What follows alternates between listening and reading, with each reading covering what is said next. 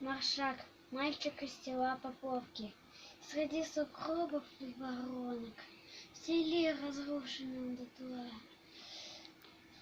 Стоит, зажмурившись, ребенок, последний гражданин села.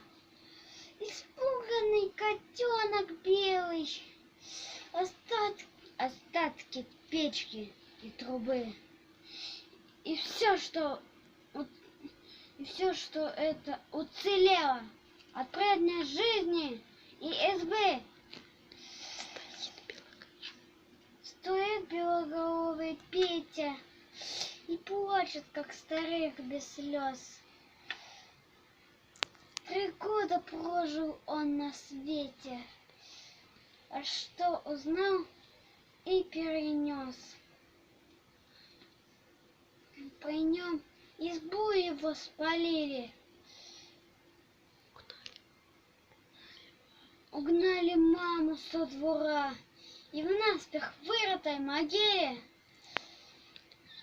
лежит убитая сестра.